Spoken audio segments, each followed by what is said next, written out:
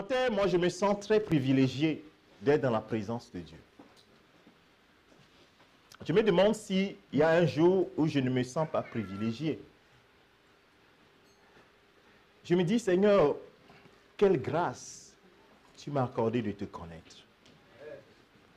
Et à chaque fois, je ne fais pas d'effort pour que les larmes coulent de mes yeux, pour dire, Seigneur, qu'ai-je fait pour mériter cette grâce? Qu'ai-je fait pour que toi, tu puisses tendre ta main vers moi? La Bible disait que nous étions errants, chacun suivait sa propre voie. Nous étions éloignés de lui, mais lui nous a rapprochés. Alléluia. Il nous a réconciliés avec lui-même. Je pense que si tu perds de vue cette extraordinaire œuvre que Christ a fait pour toi, alors tu perds de vue complètement l'essence même de ton adoration. Et c'est pour cela qu'on peut voir beaucoup de chrétiens marcher dans l'orgueil. Marcher complètement dans l'orgueil. Sans se rendre compte qu'ils sont en train de marcher en ennemi de la croix. Bien-aimé, mais quand constamment ce que Christ a fait pour toi est devant tes yeux, oh, tu t'humilies, tu te mets par terre. Peu importe le costume que tu as, tu te mets par terre. Parce que tu n'es même pas dit. Toi et moi, personne ici ne peut se frapper la poitrine en disant, moi je mérite d'être chrétien. Personne. Si tu es parmi nous, tu mérites, alors viens prendre le micro, tu nous expliques comment ça s'est passé. Les 24 vieillards devant le trône se prosternent. Ils ont été couronnés. Ils enlèvent leur couronne et le mettent par terre. Bien-aimés de Dieu, quand nous venons dans la présence du Seigneur, sachons qu'il est là. Souvent, nous ne le voyons pas, n'est-ce pas? Mais si nous tous qui sommes là, nous voyons un trône qui s'érige et le roi de rois, le puissant, glorieux Seigneur se mettre, je pense que Bito ne va pas dire à celle qui est à côté de lui, prosterne-toi. Chacun sera frappé. Ça dit que c'est comme si une puissance nous propulse fond contre terre. C'est ce qu'on appelle se prosterner. On ne peut pas s'asseoir devant le roi des rois comme ça. C'est impossible. Regardez bien les Écritures. C'est impossible. Bien-aimé de Dieu, qui est-il pour toi? J'étais assis et je méditais et je dis, Seigneur, est-ce que je te connais vraiment? Et plus je me pose cette question, ce cantique qu'on vient de chanter monte dans mon cœur. Tu es plus grand que ce que j'imagine. Tu es plus grand que ce que je pense. Et cela doit m'amener à chaque fois à l'humilité. Bien-aimés, tout au long de la parole de Dieu, du début jusqu'à la fin, Dieu nous a manifesté son amour. La Bible dit que l'histoire du salut est une histoire d'amour. Une histoire d'amour où le Père n'a pas regardé à lui, mais a regardé à toi et à moi. Le Père n'a pas regardé à sa seigneurie, mais il s'est demandé comment faudrait-il sauver cette humanité qui s'est complètement éloignée de lui. Il a envoyé son Fils dans une chair semblable à la nôtre. Et la Bible dit qu'il s'est humilié une première fois en devenant homme. Il s'est dépouillé, il s'est humilié. Vous savez que Dieu devenir homme, c'est une sorte d'humilité. Il s'est dépouillé de sa gloire pour devenir homme. Et la Bible dit que pas un homme, comme peut-être Nicodème, les grands savants, les grands théologiens, les grands connaisseurs de la Torah, mais il est devenu un simple homme. Un homme du bas peuple. pour pouvoir nous sauver, toi et moi. Alors la question que je me pose, quel est cet amour? Je me suis toujours posé la question, quel est cet amour? Et je me souviens, il y a quelques années, peut-être plus de 20 ans de cela, un jour, je travaillais, j'étais dans mon bureau et c'est comme si le Seigneur me dit, pose-moi une question. Et puis j'ai pris, ce n'est pas que quelqu'un me l'a enseigné, mais j'ai pris de quoi noter. Et j'ai dit, Seigneur, enseigne-moi sur ton amour. Et je peux vous assurer que c'est comme si le Seigneur a bloqué toute personne de rentrer dans mon bureau et m'a dit, de la Genèse jusqu'à Apocalypse, arrivé à un moment, j'avais la tête qui chauffait. Il dit, mon amour, vous ne comprenez pas ce que c'est, mon amour. Quand la Bible dit, quand Jean dit, je suis amour, vous ne savez pas ce que ça veut dire. Et il a commencé par m'enseigner, me montrer, regarde celui-là, regarde ici, regarde là, regarde là, regarde là, regarde là, regarde. Arrivé un moment, je notais, arrivé un moment, j'avais la tête qui chauffait. Je dis, waouh! Et à partir de ce moment, ce sujet m'a toujours marqué. Et je dis souvent aux gens, quand tu te perds, dans la vie chrétienne, il y a beaucoup de chrétiens qui se perdent. C'est pour ça que tu vas voir des chrétiens qui disent, oh ben moi je vais rester à la maison parce que moi... Tu vois que la personne se perd. Quand tu te perds, pose-toi une question. Quelle est ma position par rapport à l'amour de Dieu? L'amour de Christ pour moi. Si tu arrives à résoudre ce problème, je pense que tu seras libéré. Dieu ne nous aime pas parce que nous faisons de bonnes choses. Dieu ne nous aime pas parce que, je ne sais pas, nous avons choisi de le servir. Dieu ne nous aime pas, je ne sais pas, tu peux trouver tous les arguments.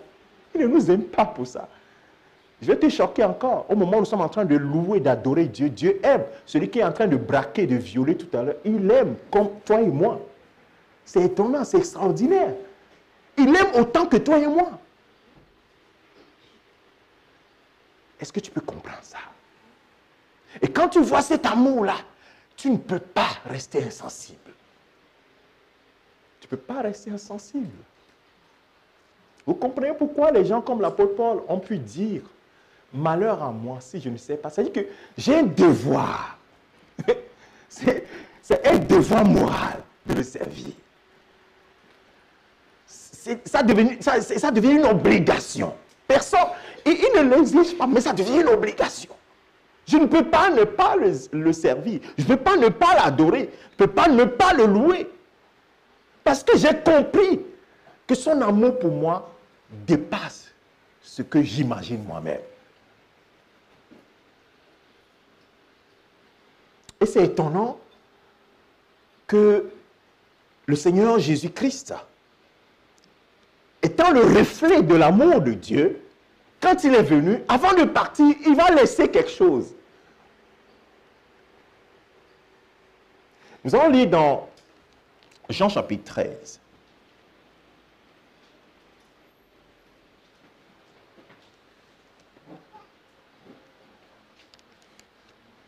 Verset 34 au verset 35.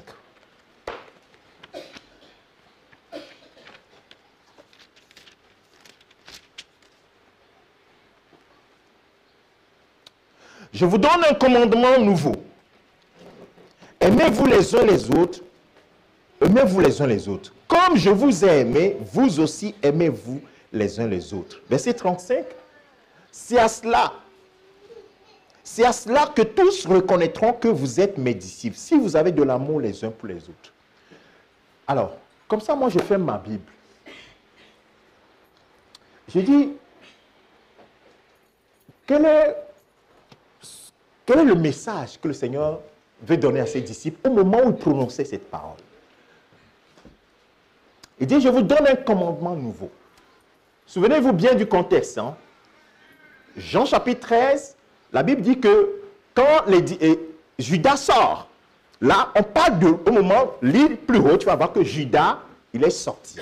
Maintenant, on est dans la période de l'agonie.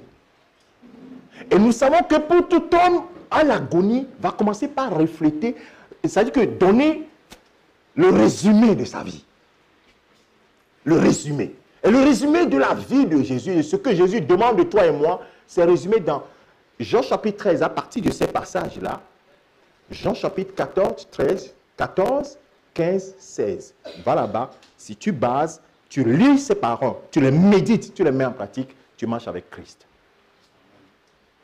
Amen, amen. Ce n'est pas la première fois que je répète ici. Hein. Je le répète tout le temps.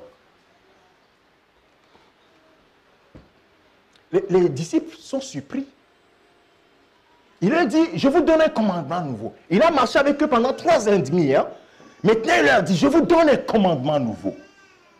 Et ce commandement nouveau, c'est que vous puissiez vous aimer les uns les autres. Non pas vous aimer de la façon dont vous pensez aimer, mais aimez-vous les uns les autres comme moi je vous ai aimé. Alors là, ça devient ce qu'on appelle la similitude. Donc ça veut dire que si l'amour que tu as pour autrui n'est pas similaire à mon amour, ce n'est pas l'amour dont que je demande de toi. Est-ce que quelqu'un a compris cela? Et il associe autre chose à cela. Il dit ainsi, à ceci, à seulement cette condition, que tous connaîtront que vous êtes mes disciples. Hey. Là, sur ce point-là, nous avons tous échoué là. Nous croyons que être le disciple du Seigneur, c'est avoir sa Bible, n'est-ce pas? Et venir à l'église, j'appartiens à telle assemblée, j'appartiens à telle église, j'appartiens à ceci ou cela. Nous serons surpris les derniers jours. Faites très attention. Vous savez, quand les temps de la fin arrivent, ça se marque que beaucoup de choses pilulent. Beaucoup de messages pilulent. Mais c'est dans ces messages-là que vous voyez que les gens n'ont plus la foi. C'est ce qu'on appelle l'apostasie. Malgré que la parole est très répandue, les gens n'ont pas la foi, n'ont plus la foi. La foi, c'est la confiance excessive, la confiance aveugle, je le dis en mes mots, hein, aveugle dans le Seigneur. C'est-à-dire que ce que Dieu dit est vrai et il n'y a pas d'autre chose. Il n'y a pas plan B, c'est le plan A et A. Mais vous comprenez que les gens, non, la parole est bien répandue, mais cette parole ne trouve pas racine dans les hommes. Donc cette parole, c'est la parole qui crée la foi. La foi véritable, hein, elle ne vient que de la parole. Et quand on ne reçoit pas la parole, on n'a pas la foi. On a ce qu'on appelle juste la croyance intellectuelle, c'est-à-dire que j'adhère. Mais ça, j'adhère seulement. Je ne peux pas mettre en pratique. Et c'est dans cette période, bien-aimé de Dieu, qu'il faut chercher à aller à l'essentiel. Quel est l'essentiel? L'essentiel pour Christ, l'essentiel, c'est ce qu'il dit à ses disciples. Après avoir parlé pendant 3 ans et demi, il leur donne ce qu'on appelle l'essentiel. Et quand ça devient chaud, on se concentre sur l'essentiel. Et l'essentiel, là, c'est l'amour, la marque du disciple. C'est le titre de mon message. L'amour, la marque du disciple de Christ. Je ne parle pas de chrétien, hein, je parle de la marque du disciple de Christ. À ceci, tous connaîtront que vous êtes mes disciples. Vous me ressemblez. À ceci, tous connaîtront que vous me ressemblez. Le disciple ressemble à son maître, n'est-ce pas? Oh, combien nous disons que nous sommes des disciples du Seigneur, mais dans nos actes, dans notre façon, j'ai fait une série d'enseignements avant de voyager sur avoir la pensée de Christ. Combien d'entre nous ont une marche qui est éloignée de la pensée de Christ? Mais on se dit, nous sommes des disciples du Seigneur. Bien-aimés, faisons très attention. Ce sont des paroles que je suis en train de prononcer, ne sont pas très populaires dans les églises aujourd'hui. Les gens aiment qu'on leur dise qu'ils seront bénis, ainsi de suite. Moi, bizarrement, à chaque fois que je voudrais parler de ça, je viens dire, non, tu ne parles pas de ça. Tu vas parler de ce que moi, je veux que tu dises. Donc, je ne vais pas te plaire ce matin, mais je vais te dire la vérité. Tu prends cette vérité ou tu la rejettes. Ce n'est pas un problème. Ce n'est pas ma parole. C'est la parole du Seigneur. Bien-aimé, quelle est la pensée que tu as? J'avais détaillé cela. Tu peux aller regarder les audios. On appelle ça l'état d'esprit. Quel état d'esprit tu as en tant que chrétien, en tant qu'enfant de Dieu? Quel est ton état d'esprit? C'est à cela qu'on va voir quand le Seigneur dit que avant même que la parole ne vienne sur votre bouche, je la connais. Avec ce qui est dans votre fond là. C'est ça que lui voit. Pas ce que tu dis. Hein. Pas ce qu'il dit. Alors, il y a une parole là. Et ce matin, je vais partager avec vous, toujours dans le même temps. 1 Jean chapitre 3. On va lire à partir du verset 9. 1 Jean chapitre 3. Jean parlait beaucoup d'amour. Et la Bible dit que c'est les disciples ici que le Seigneur aime. Ce n'est pas qu'il n'aime pas les autres. Hein. Quiconque est né de Dieu ne pratique pas le péché parce que la semence de Dieu demeure en lui. Je vais lire, c'est pourquoi le contexte c'est important pour moi, c'est pourquoi je lis à partir de là. Comprenez bien, suivez le flot de la pensée que l'apôtre Jean est en train de détailler. Quiconque est né de Dieu, il commence par là. Vous vous rappelez, si vous allez dans le chapitre 5, dans le verset 4 et verset 5, il dit « Quiconque est né de Dieu triomphe du monde. » Et la victoire qui triomphe du monde, c'est notre foi. Vous voyez, c'est toujours le flot. C'est-à-dire qu'il ne parle pas de quelqu'un qui n'est pas né de Dieu. Il parle de quelqu'un qui est né de Dieu. Né de nouveau.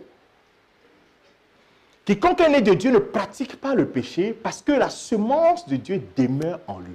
La semence de Dieu demeure en lui. Et il ne peut pécher parce qu'il est né de Dieu. La Bible continue. On va continuer. Tu peux afficher la suite, ou bien je lis dans ma Bible. C'est par là que se font reconnaître les enfants de Dieu et les enfants du diable. Parce que les enfants de Dieu, ils ont la semence de Dieu. Quiconque ne pratique pas la justice n'est pas de Dieu, non plus celui qui n'aime pas son frère. On continue. Car ce qui vous a été annoncé et ce que vous avez entendu dès le commencement, c'est que nous devons nous aimer les uns les autres. C'est étonnant.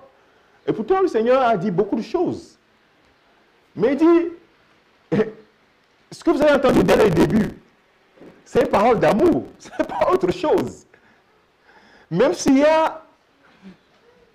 a des applications, mais c'est une parole, une seule parole. Il n'y a pas deux, c'est une seule. C'est une parole d'amour qui vous a été annoncée dès le départ. Il dit de ne pas ressembler à Caïn qui était du malin et qui tua son frère. Et pourquoi le tua-t-il? Parce que ses œuvres étaient mauvaises et que celles de son frère étaient justes. Nous continuons. Suivez toujours la pensée. Ne vous étonnez pas, frères, si le monde vous hait. Ceux qui ont la semence de Dieu, qui sont nés de Dieu, le monde les hait. Nous savons que nous sommes passés, écoutez très bien maintenant ces choses-là. Maintenant, on te donne des éléments de repère pour ta propre vie. Il dit, nous savons que nous sommes passés de la mort à la vie parce que nous aimons les frères. Celui qui n'aime pas demeure dans la mort. Ah, frère, alors je pose la question ce matin. Est-ce que tu aimes les frères? Est-ce que tu aimes les sœurs? Si je fais une petite pause, le monde nous a enseigné à nous aimer nous-mêmes. Le monde nous a enseigné, même les parents nous ont enseigné à nous aimer nous-mêmes. Et même tout dans le monde se tourne vers nous-mêmes. Les projecteurs doivent être sur nous-mêmes. Tu dois t'aimer. Ce qui fait que nous avons une vision très biaisée de l'amour que Dieu demande de nous. Cet amour n'a jamais été un amour égocentrique. C'est toujours un amour qui est altruiste. Alléluia. Amen. Cet amour-là, jamais, quand il lui parle d'amour, quand c'est dirigé vers autrui, ce n'est pas dirigé vers soi. Alors, ce qui est dirigé vers soi, c'est quoi? Moi, je ne sais pas. Mais ce que la Bible dit, c'est que l'amour dont il parle là, c'est toujours dirigé, c'est altruiste. Dieu, quand il va prouver l'amour, est-ce qu'il prouve l'amour vers lui-même? Il prouve l'amour en dehors. Alors, quiconque est son frère est un meurtrier. Et vous savez qu'aucun meurtrier n'a la vie éternelle demeurant en lui. Ensuite, nous avons connu l'amour en ce qu'il a donné sa vie pour nous. Est-ce que tu connais la vie là? J'ai dit tout à l'heure qu'il faut que tu demandes au Seigneur de te révéler ce qu'il a fait pour toi. Il dit, nous avons connu l'amour. Ça dit que nous avons connu l'amour de Dieu en ce que Christ a donné sa vie pour moi. Et nous devons donner notre vie pour les frères. Là, ça nous dérange un peu, n'est-ce pas, frère? Ça ne te dérange pas un peu? On dit que tu dois donner ta vie pour ton frère. Ah. Là, on n'aime pas du tout ces genres de propos-là. Parce que nous, on veut que les gens donnent leur vie pour nous. Mais nous, on n'aime pas trop donner notre vie pour les autres. Est-ce que vous êtes comme moi ce matin? Ou bien vous avez autre chose? Moi, je n'aime pas trop donner ma vie pour autrui. Tu es d'accord avec moi ou pas? Ouais? Je ne vous piège pas, moi je dis la vérité. L'homme est comme ça. L'homme est comme ça. On n'aime pas trop. On veut que les autres donnent leur vie pour nous. C'est pour cela qu'on a toujours un doigt accusateur vers autrui, n'est-ce pas? Lui doit faire, mais pas moi. Il faut que ce soit lui, mais pas moi. Nous le faisons sans effort. C'est naturellement que ça sort. C'est pour cela que nous avons besoin de lui. Vous voyez, quelqu'un qui pense qu'il n'est pas comme ça, il n'a pas besoin de Dieu. Il pense que l'amour de Dieu, oh, Dieu dit, aimez-vous les uns les autres. Oh, moi j'aime mes frères. Il suffit seulement que le Seigneur mette une petite épreuve entre lui et un frère, il tombe comme une mouche. Parce qu'il n'y a pas de racine. On ne parle pas de la parole là. Tu vas voir ça tout à l'heure. Si quelqu'un possède les biens du monde et que voyant son frère dans le besoin, il lui ferme ses entrailles, combien l'amour de Dieu demeure-t-il en lui? Comment l'amour de Dieu demeure-t-il en cette personne? Est-ce que nous ne le faisons pas? Nous avons le bien, un frère dans le besoin, nous tournons surtout la tête pour qu'il ne sache pas que nous l'avons vu. Il dit, comment? Jean dit, comment? Dis-moi, comment l'amour demeure en toi? Dieu a donné ce qui est le plus cher pour toi. Mais toi, le peu même que tu as, tu ne peux même pas lâcher une sœur. Comment dis-tu que l'amour demeure en toi? Résous-moi cette équation-là. Parce que ce n'est pas l'interrogation qui est là. Résous-moi cette équation-là.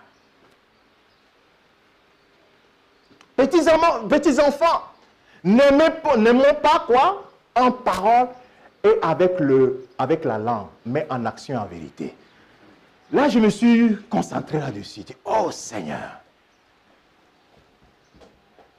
n'aimons pas en parole et avec la langue, mais aimons en action et en vérité.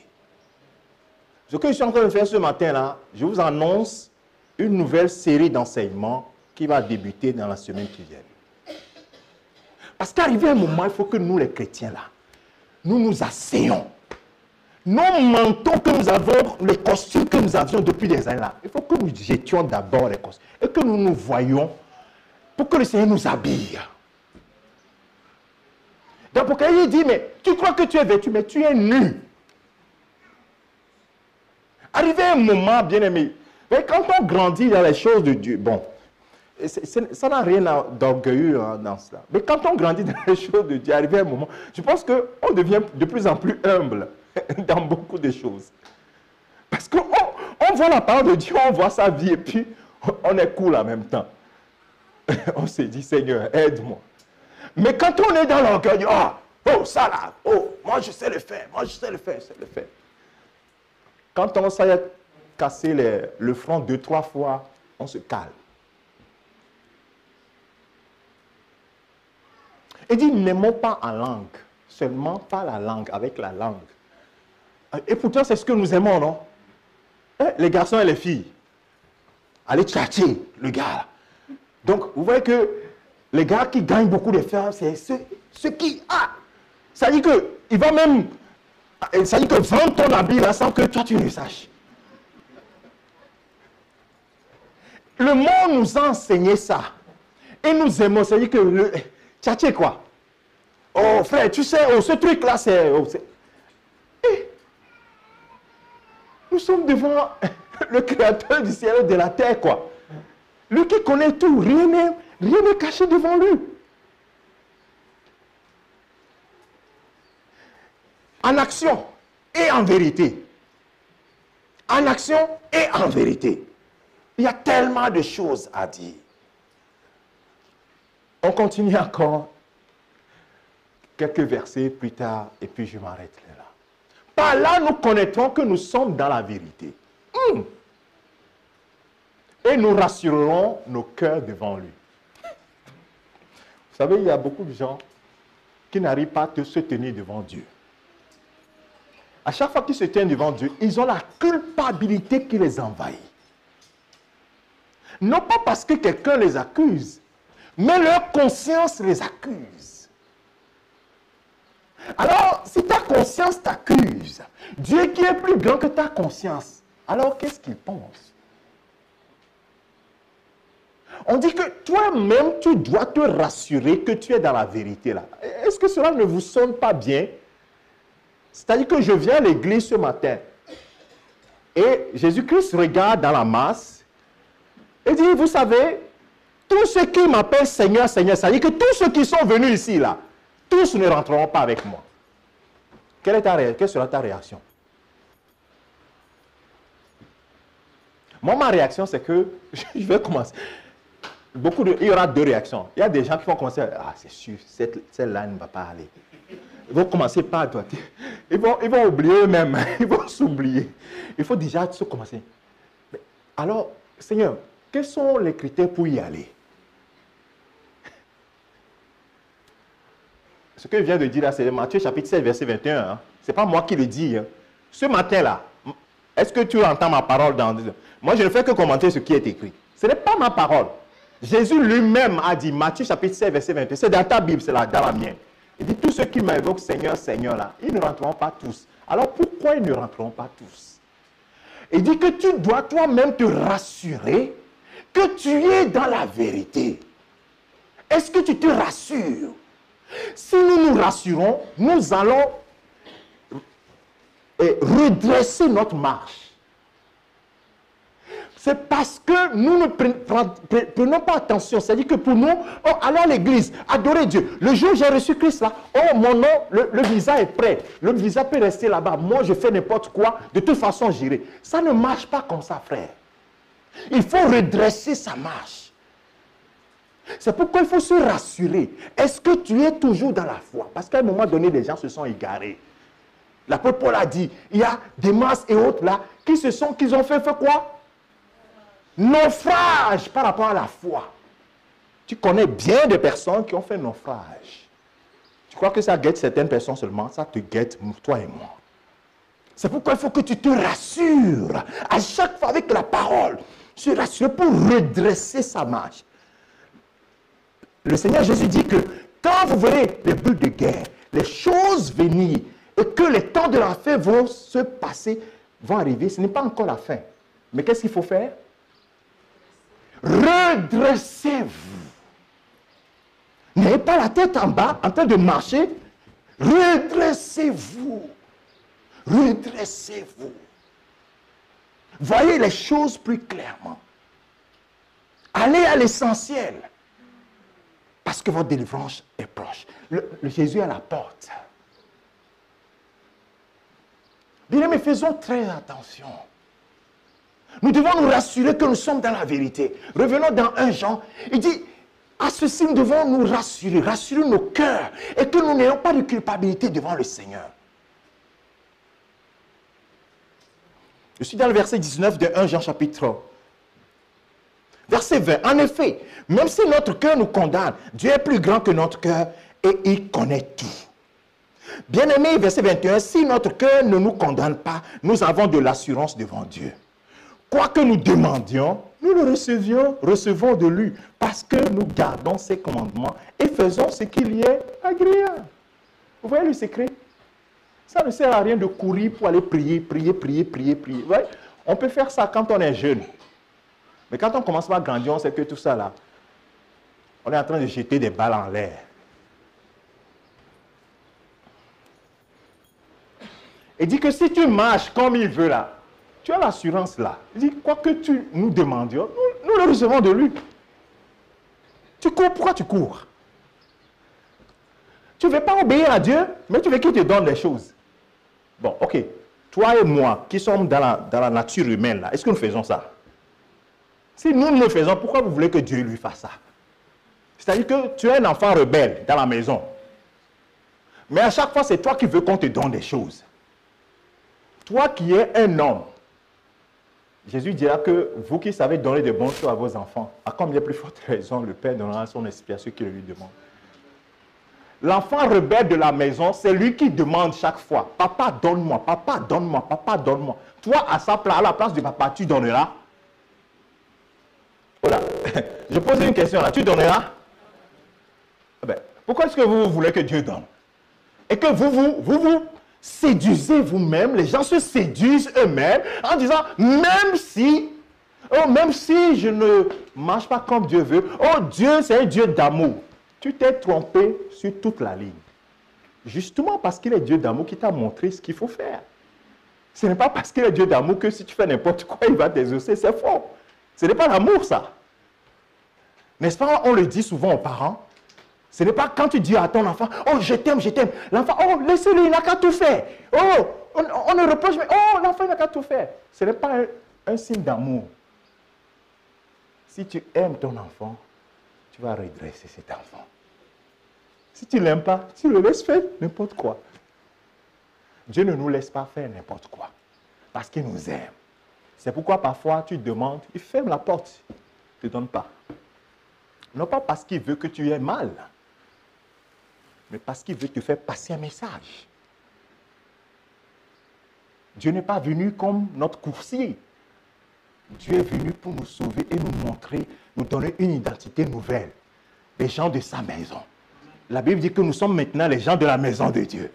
Quand on voit les gens de la maison, on connaît le Père. Quand on voit l'enfant, on connaît son Père. Oui, c'est ce que Dieu veut. C'est pourquoi il dit que ainsi tous connaîtront que vous êtes mes disciples si vous avez de l'amour les uns les autres. C'est-à-dire que quand on vous voit, on dit, ah bon, lui, il est de Christ. Parce qu'il ressemble à Christ. Parce qu'il ressemble à Christ. Alors, mon point c'est quoi? C'est pourquoi, ça c'est une grosse introduction que je suis en train de faire ce matin pour réveiller ton attention. Cessons de courir dans tous les sens. Oh Seigneur, donne-moi. Oh. C'est-à-dire que nous sommes fatigués. Et tu as fait le bilan là.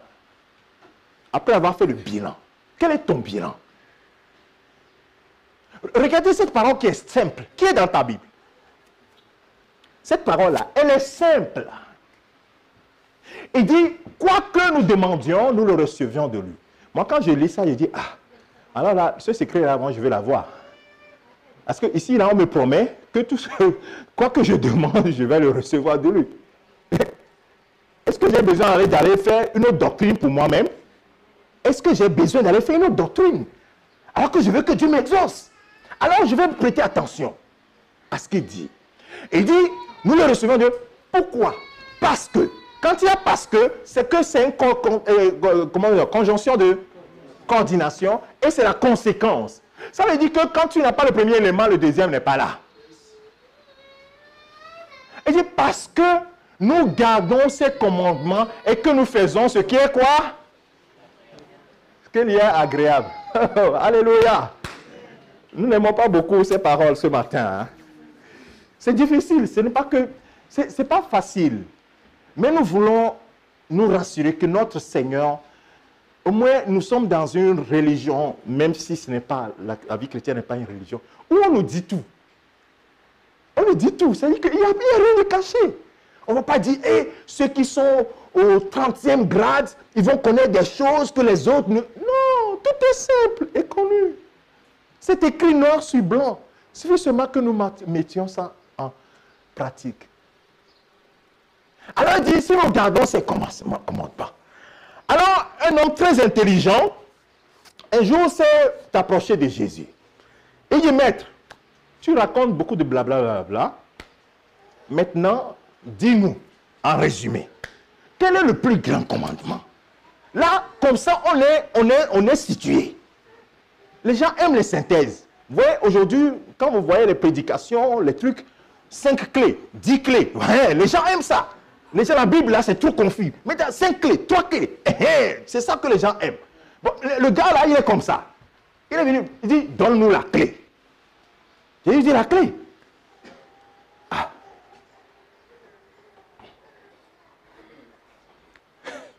La clé, c'est la loi de l'amour. Ah bon? Oui, on nous a dit, tu aimeras l'Éternel ton Dieu. Voilà. Et ça, là, on connaît ça. Et ton prochain, ben oui, tu l'aimeras comme toi-même. Il dit, ben, ok, c'est ça. Fais ça, c'est bon. Oh. Il dit, ben oui, c'est ça le résumé. Donc ça veut dire que quand je lis ce verset-là, et que nous gardions ces commandements, ce n'est pas la peine que j'ai dit, ah, il ne faudrait pas que je tue quelqu'un. Oh, il ne faut pas appeler le nom de Dieu et de façon, voilà. Et il faut que, pas que je fasse ça. Tu perds ton temps. Tu perds ton temps. C'est résumé. C'est la loi de l'amour.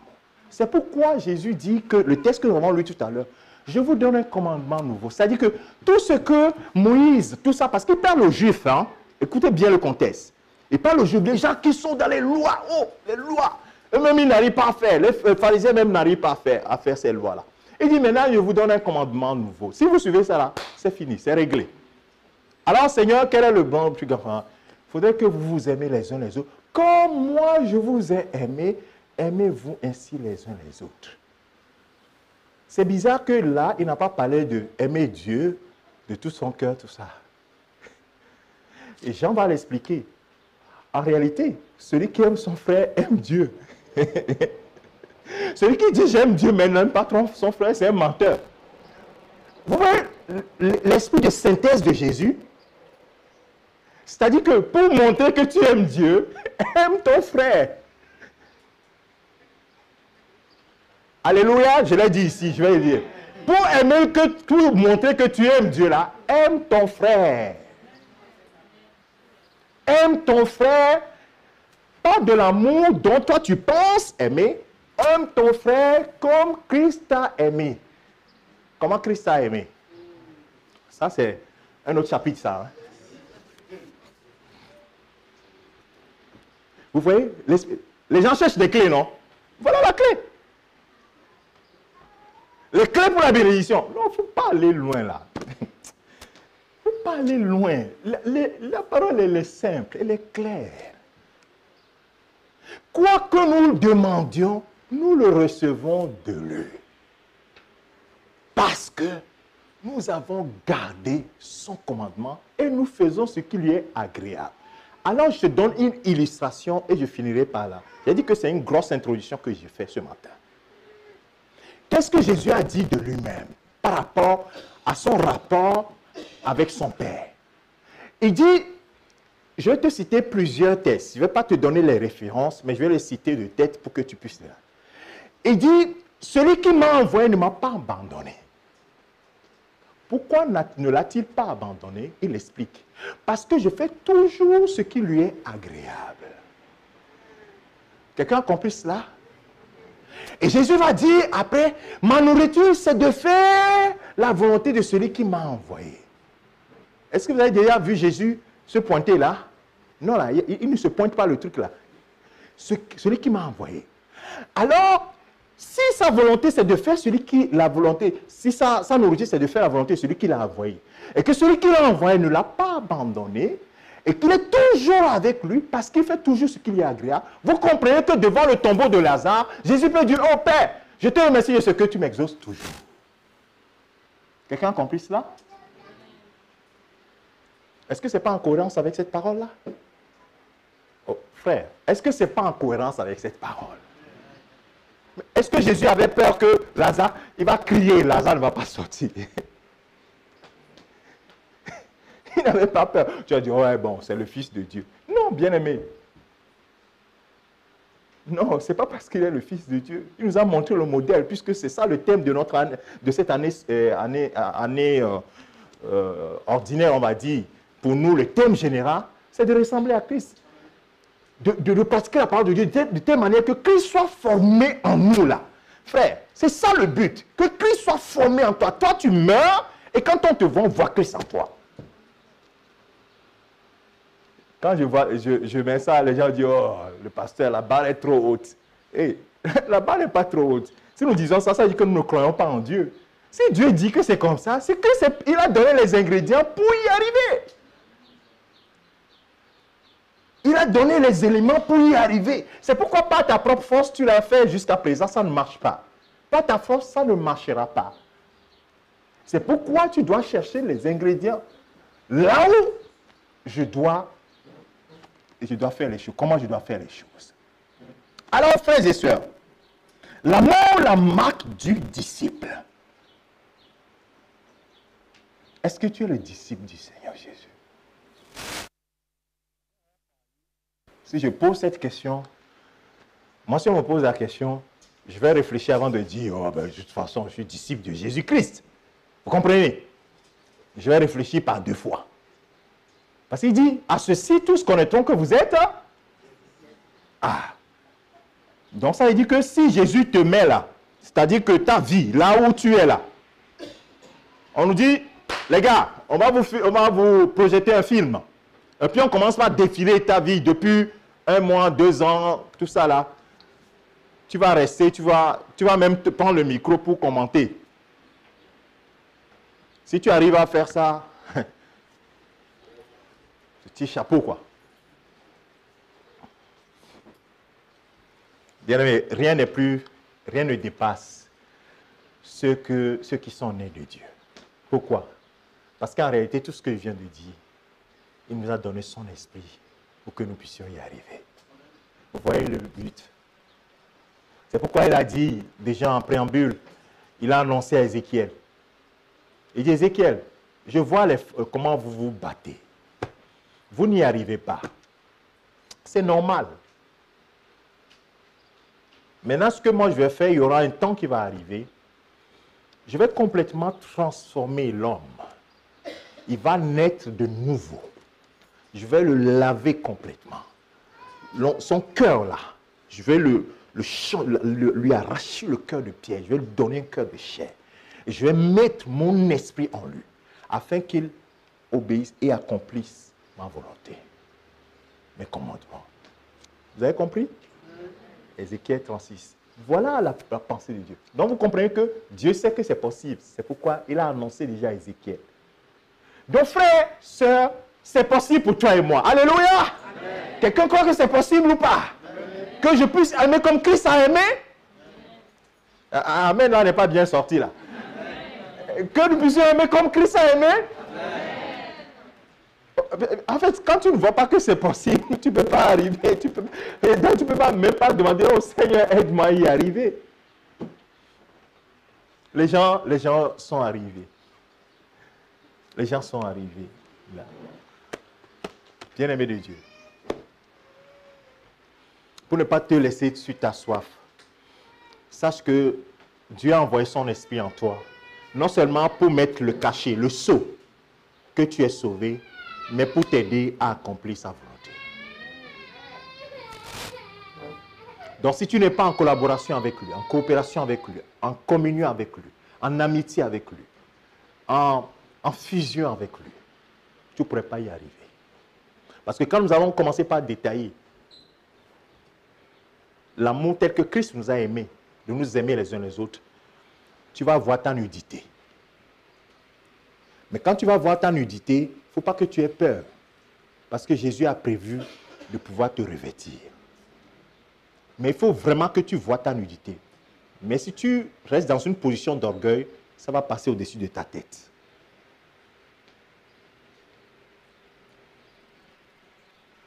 C'est ce problème-là qui gangrène l'Église aujourd'hui. Ce n'est pas le manque de puissance.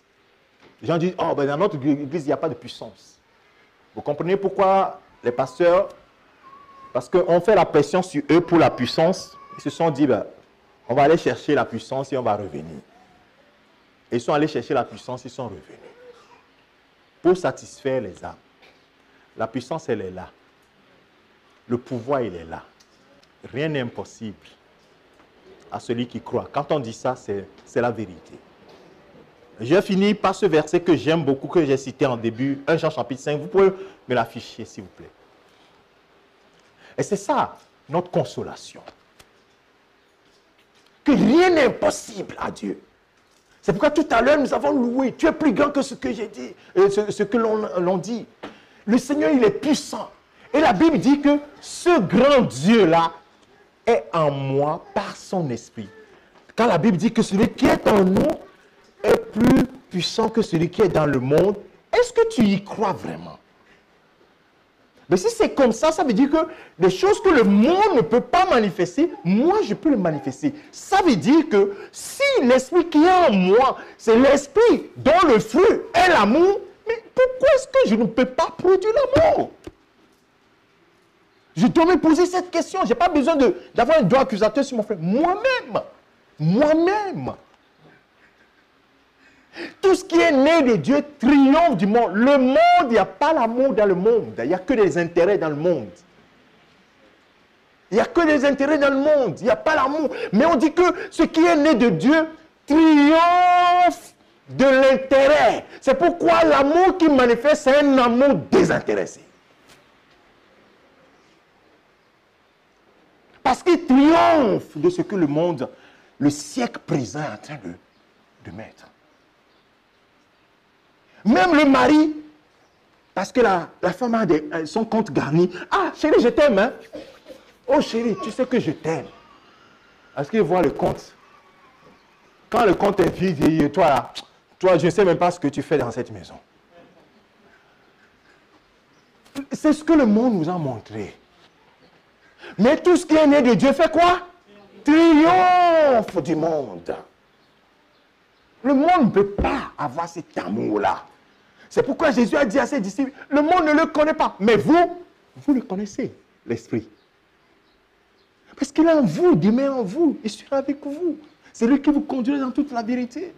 Et la victoire qui triomphe du monde, c'est votre foi que vous avez en Jésus-Christ, mais votre foi que vous avez quelqu'un en vous. Et c'est lui qui va produire en nous ce qu'on appelle le vouloir et le faire. Le vouloir et... C'est pourquoi la Bible dit, c'est Isaïe qui l'a dit, c'est dans le chapitre 11, verset 2, il dit que l'Esprit de Dieu, c'est l'Esprit, d'abord c'est l'Esprit de sagesse et d'intelligence, c'est l'Esprit de conseil et de force. Je me suis posé la question, pourquoi conseil et force? Et là, le Saint-Esprit m'a fait comprendre qu'en fait, quand on te conseille, vous n'avez jamais vu qu'on a des conseils, mais on ne fait jamais ce que le conseil dit. Ça y est, le conseil te va dire, ah oui, c'est bien, mais on fait le contraire. Il y a beaucoup de gens qui font ça. Mais il te donne le conseil, mais il te donne quoi? La force de l'accomplir. C'est lui, tout est en lui là. Alléluia. Il donne le conseil et il donne la force pour l'accomplir. Alors, quand il conseille que le seul commandement, ce qui est agréable au Père, c'est que nous puissions nous aimer les uns les autres, comment il nous a aimés, alors il nous donne quoi? La force pour pouvoir l'accomplir. Alléluia. Et l'esprit de connaissance et de crainte de l'Éternel. Quand nous connaissons tout ça là, oh Seigneur, je m'abandonne à toi.